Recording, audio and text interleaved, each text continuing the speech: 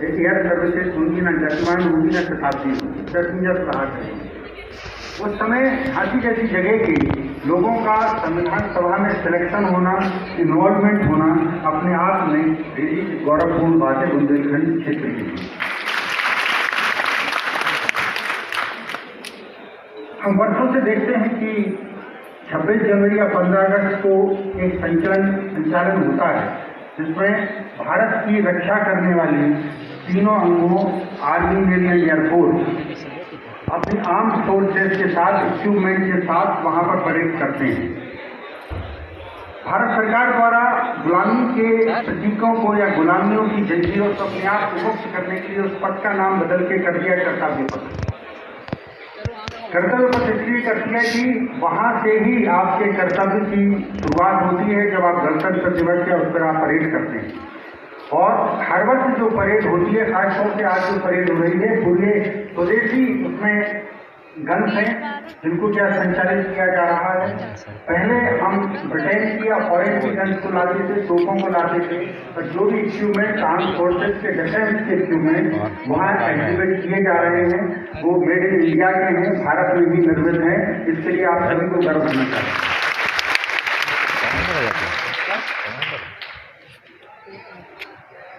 हम देख रहे हैं हमारी सेनाओं का पराक्रम, जो भी आसपास के उसमें युद्ध होता है, ये एनसीसी कैडेट्स हैं। आने वाले समय में इंडियन आर्मी में जाएंगे, नेवी में भी जाएंगे। मुझे कालिया जी ने बताया कि कई स्टूडेंट सेलेक्ट होते रहे हैं, सेकेंड लेफ्टिनेंट हैं, लेफ्टिनेंट हैं। तो जब ये लोग अपने अंदर उमंग, ऊर्जा और ये रखेंगे, और हो सकता है कि यही लोग आने वाले गणतंत्र दिवस में जब उस कर्तव्य पथ पर अपने संचालन करेंगे तो इनका पराक्रम और शौर्य वहां गरजेगा। यह एक नया भारत है, यह वह भारत है जो कि अपने आप में पूरे विश्व को एक चुनौती दे रहा है। अर्थव्यवस्था की छलांग की बात करें, ब्रिटेन को पीछे करते हुए हम ऑलरेडी फर्स्ट पोजिशन में हैं। वॉल्यूम की दृष्टि से बात करें तो इंडिया का जो वॉल्यूम है, इकोनॉमिक वॉल्यूम है, पूरे वर्ल्ड में 3rd कैटेगरी पर है। हम सभी को इस पर गर्व होना चाहिए। जब वो पथ संचलन होता है कर्तव्य पथ पर, आज बुंदेलखंड विश्वविद्यालय का भी एक कैडेट है, वहां कर रहा होगा। जब हम उनकी कदम ताल देखते हैं, एनसीसी कैडेट्स को देखते हैं, तो लगता तो बहुत सिंपल है, पर जब आप इनको देखते हैं कि जो टफनेस है, डिसिप्लिन है, डेडिकेशन है, अपने आप में एक सेल्फ स्पीकिंग बुक है। पूर्व प्रधानमंत्री अटल बिहारी वाजपेयी जी ने इसी जब पथ संचलन होता है और भारतीय सेनाओं के बारे में, सैनिकों के बारे में कुछ कविताएं लिखी थी। वो प्रोत्साहित करने वाली कविताएं हैं कि बाधाएं आती हैं आए, घिरे प्रलय की घोर घटाएं, पांवों के नीचे अंगारे, पांवों के नीचे अंगारे, सिर पर बरसे यदि ज्वालाएं, निज हाथों में हंसते हंसते, निज हाथों में हंसते हंसते, आग लगाकर जलना होगा, कदम मिलाकर चलना होगा।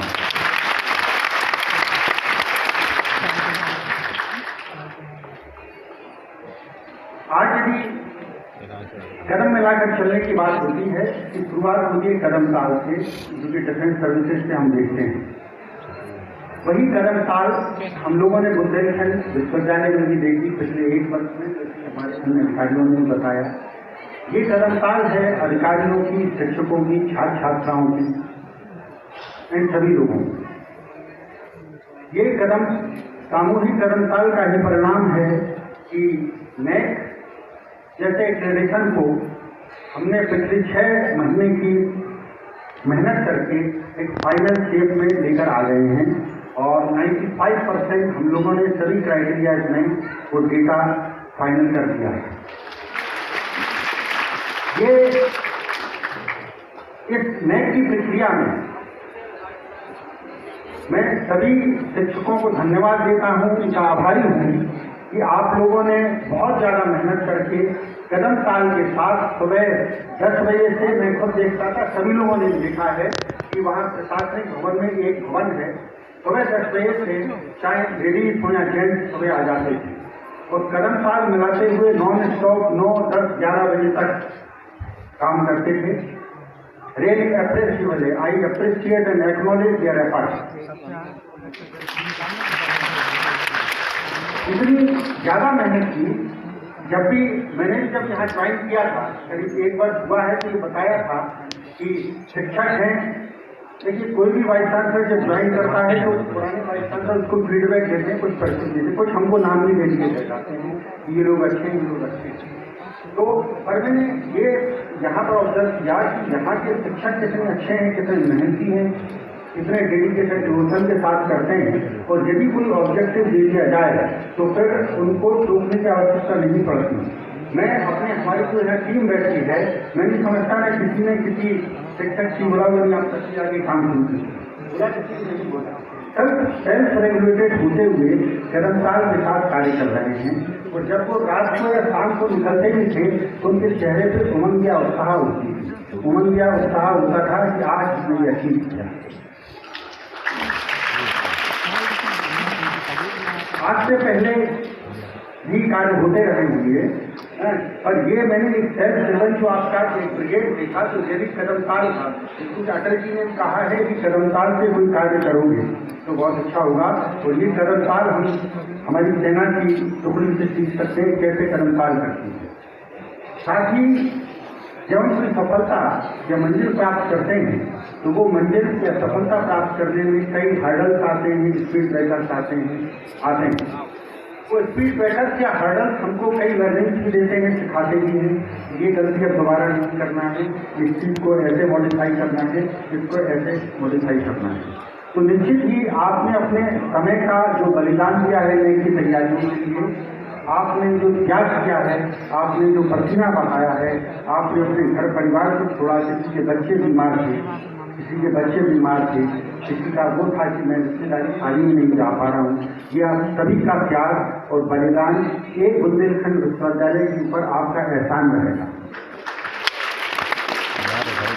आने वाली जनरेशन, आने वाली पीढ़ियाँ आपको याद रखेंगी कि आप लोगों ने मेहनत करके बुंदेलखंड विश्वविद्यालय को नेट में हाईएस्ट ग्रेड दिलवाया। इसके लिए हम सभी लोग संकल्प लेते हैं कि नेट के लिए फुल डेडिकेशन डिवोशन के साथ मुट्ठी बांधकर संकल्प लेते हैं कि आने वाले समय में जो भी हमारे अन्य बचे हुए काम हैं उसको हम पूर्ण करेंगे।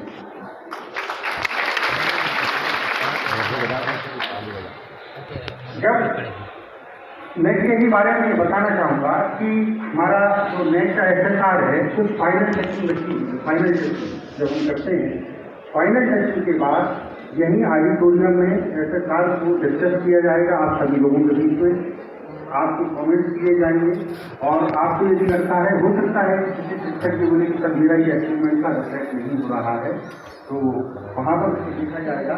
तो जब सभी लोगों की सहमति होगी कि हमारा SSR हर रूप से तैयार है, पूरा उसमें डेटा है, उस दिन हम उसको अपलोड कर देंगे।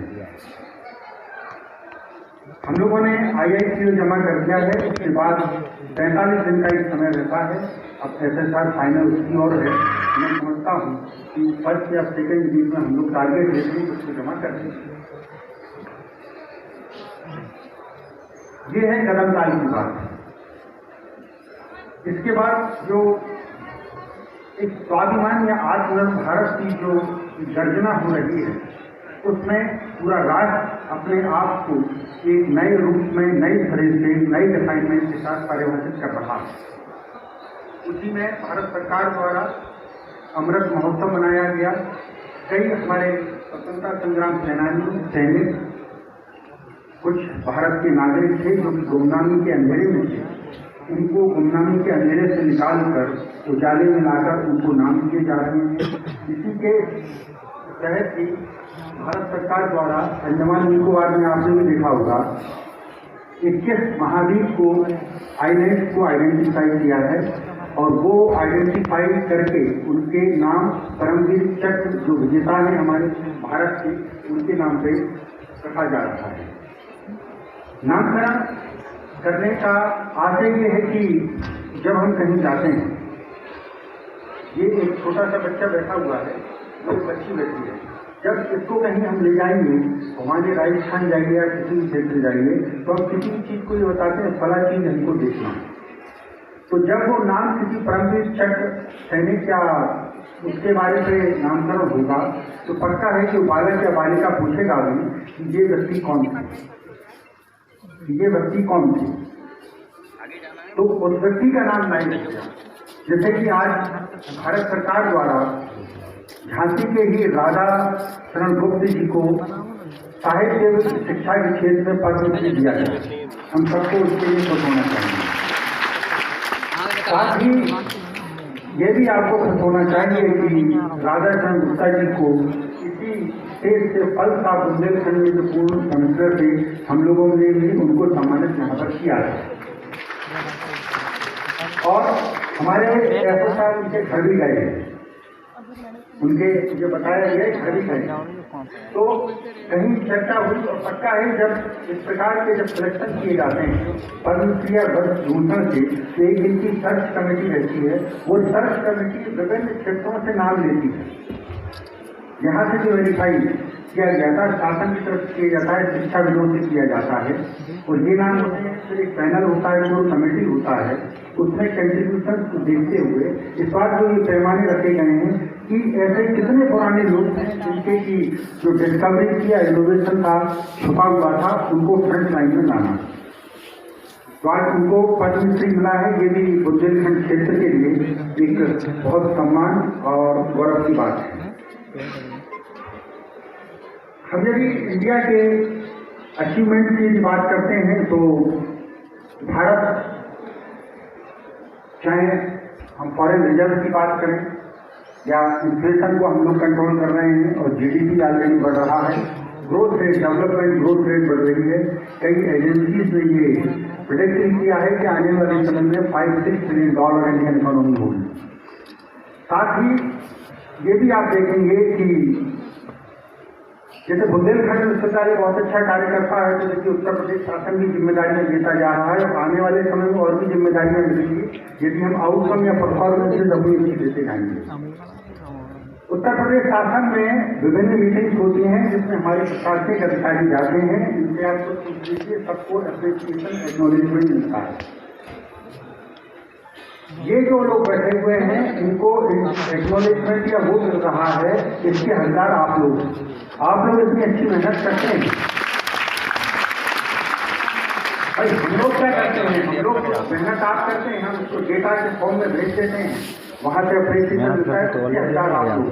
हम लोग तो एक फुल स्मार्ट की तरह कार्य करते हैं कि डेटा कलेक्ट करते हैं और मेहनत तो आप लोग करते हैं।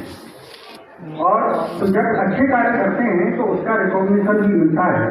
भारत सरकार भी पिछले कुछ वर्षों में माननीय प्रधानमंत्री जी के नेतृत्व में बहुत अच्छे कार्य कर रही है, शिक्षा के क्षेत्र में अच्छे कार्य कर रही है।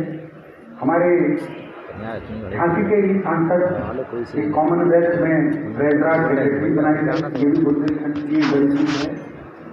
और भारत के परफॉर्मेंस को, प्रोग्रेस को, डेवलपमेंट को रिकॉग्नाइज करते हुए इंटरनेशनल लेवल पर रिकॉग्नाइज किया गया और भारत को G20 समिट की जिम्मेदारी दी। ये भी एक कितना बड़ा अचीवमेंट है। अब लगता तो है कि G20 समिट है, होता है, ये एक डिप्लोमेटिक इवेंट है, पर उसको डिप्लोमेटिक इवेंट ना मान लीजिए, आप अपने आप को एक परफॉर्म एग्जिबिट करने का एक मौका मिला। आप इंडिया की रिचनेस को, इंडिया के कल्चर को, इंडिया की स्ट्रेंथ को आप पूरे वर्ल्ड में बता सकते हैं, एक्सपोज कर सकते हैं।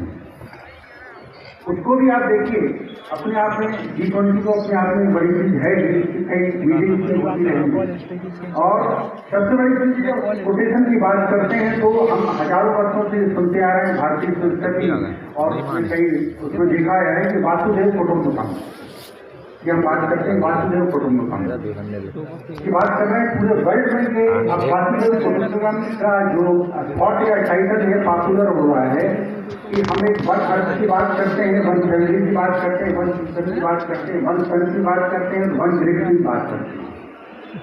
सूर्य भी एक देवता है, आज यहाँ शाम होती है, कहीं उजाला होता है। सूर्य एक है, पृथ्वी एक है, पूरे विश्व को एक परिवार मानते हैं, एक है, फ्यूचर भी एक है। इसी को जोड़ते हुए अच्छी स्कीम लगी गई है। जहाँ तक हम G20 कंट्रीज की बात करते हैं तो G20 कंट्रीज में जो कंट्रीज पार्टिसिपेट कर रही हैं उसमें हम लोग वर्ल्ड की 60% आबादी को रिप्रेजेंट करते हैं, वो भी डेवलप्ड कंट्री की 60% आबादी को।